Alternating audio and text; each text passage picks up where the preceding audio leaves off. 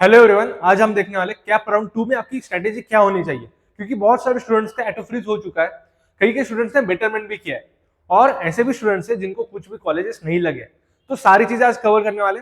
And आपको अगर cap round 2 में कॉलेज अलॉट हुआ तो आपको क्या क्या चीजें का ध्यान रखना है, ये सारी चीजें आज देखने वाले। ठीक है।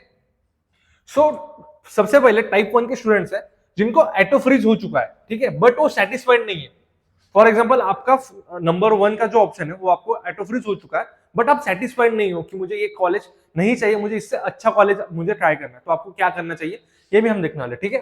टाइप 2 के स्टूडेंट्स है जिन्होंने बेटरमेंट किया है, वो अभी करंटली सेटिस्फाइड नहीं है और उनको बेटर अपॉर्चुनिटी चाहिए, बेटर ऑप्शन चाहिए, उन्होंने बेटरमेंट किया है। ठीक है।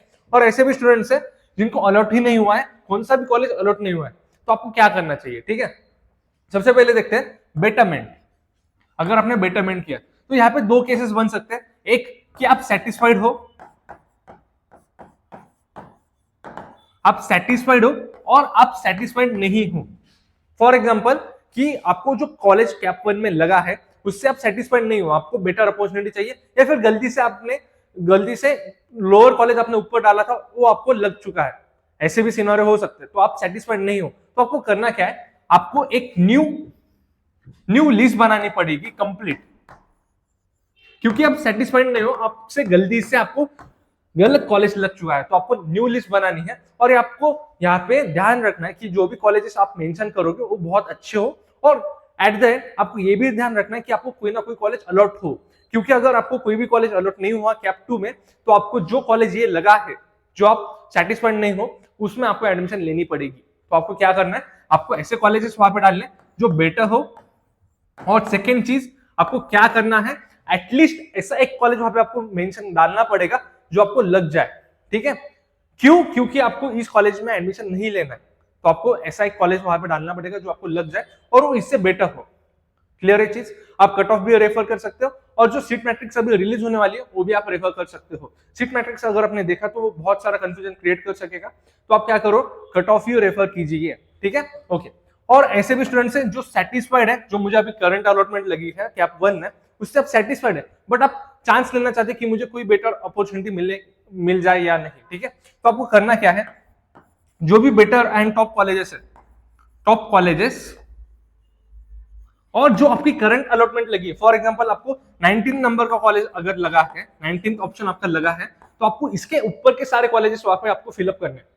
पर ध्यान से, अगर आपको गलती से भी ये जो कॉलेज है इससे थोड़ा सा लोअर कॉलेज या फिर ऐसा कॉलेज लगा जो इससे थोड़ा सा लो है और आप वहां पे जाना नहीं चाहते, अगर आप वो कॉलेज अगर आपने डाला और आपको गलती से लग गया, तो आपका ये जो कॉलेज है ये आपका चला जाएगा।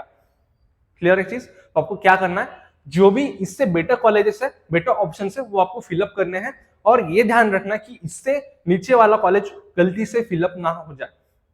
क्लियर है? फॉर एग्जाम्पल, अगर आपको एआईएसएमएस में ईएनटीसी लगा है,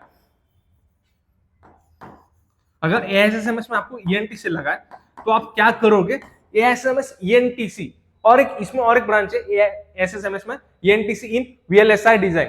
ठीक है। तो आपको इसके नीचे के सारे ब्रांचेस आपको नहीं डालने, ईएनटीसी के ऊपर सीएसआईटी यही ब्रांच आपको रखनी है, एआई डेटा साइंस। समझ में आया? ठीक है। ओके। और एक चीज, जो भी अगर आपको बेटर अपॉर्चुनिटी में अगर आपने ट्राई किया और आपको कॉलेज अलॉट ही नहीं हुआ, तो आपको जो कैप 1 का जो कॉलेज अलॉट हुआ है वहां पे आपको एडमिशन लेनी पड़ेगी। ठीक है। तो आपको क्या क्या चीजों का ध्यान रखना है ये हम लास्ट में डिस्कस करेंगे, सो प्लीज आप वेट कीजिए। उसके बाद टाइप 3 के स्टूडेंट्स जिनको कोई भी कॉलेज अलॉट नहीं हुआ है, ठीक है, ऐसे भी स्टूडेंट्स हैं जिनको कोई भी कॉलेज अलॉट नहीं हुआ, सबसे इंपॉर्टेंट आपको क्या करना है, आपकी जो लिस्ट है जो आपने फिलअप की थी वो आपको बढ़ानी है, नंबर ऑफ ऑप्शंस आपको ज्यादा डालने हैं, आपको नियर अबाउट 150 प्लस ऑप्शंस वहां पे आपको एंटर करने हैं। क्लियर है? आप कट ऑफ भी रेफर कर सकते हो बहुत सारे कॉलेजेस का। और एक चीज, आपको एक तो ब्रांच सैक्रिफाइस करनी पड़ेगी या फिर आपको कॉलेज सैक्रिफाइस करना पड़ेगा। इसके ऊपर हमने एक डिटेल वीडियो बनाया है, आप वो भी चेकआउट कर सकते हो, कॉलेज प्रेफरेंस लिस्ट के नाम से। वो भी आप चेक कीजिए कि आपको ब्रांच सैक्रिफाइस करनी चाहिए या फिर कॉलेज सैक्रिफाइस करना चाहिए, बट आपको 150 प्लस ऑप्शन वहां पे एंटर करने, वो भी रिलेवेंट ऑप्शंस जिसका कट ऑफ आपके नियर अबाउट रेंज में हो।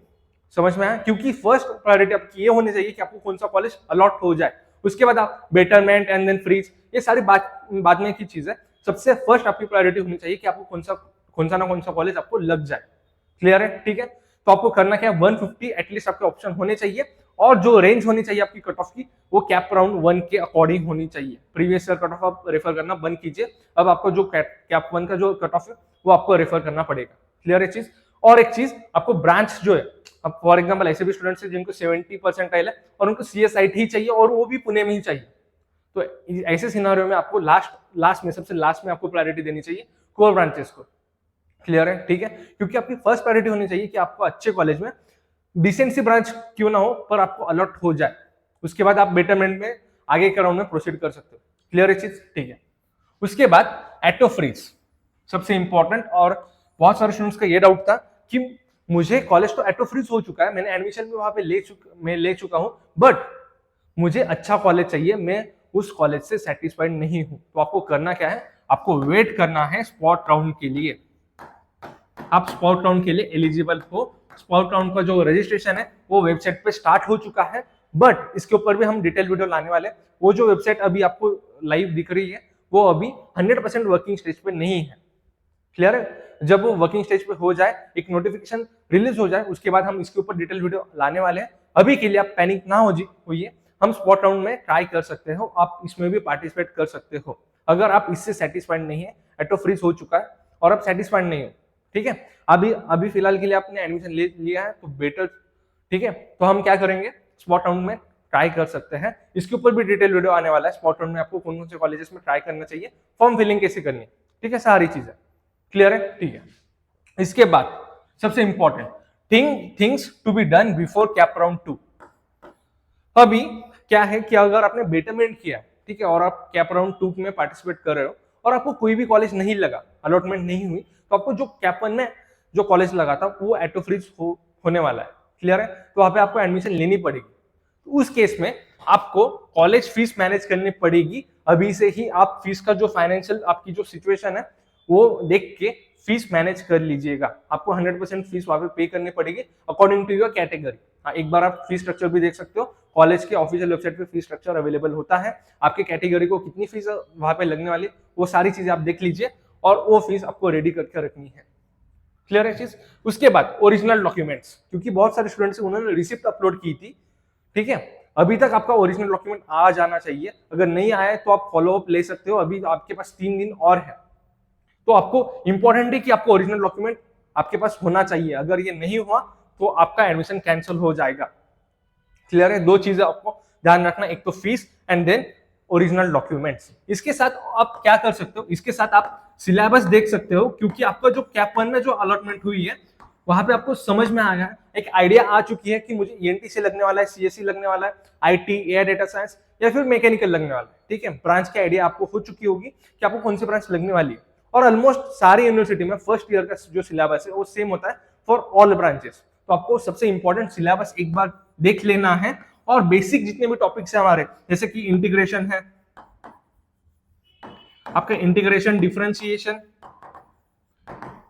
और मैट्रिसेस, ये जो बेसिक टॉपिक्स है ये आपको करके जाना है, क्योंकि ये एज है और ये हर एक सब्जेक्ट में वहां पे होने वाला है।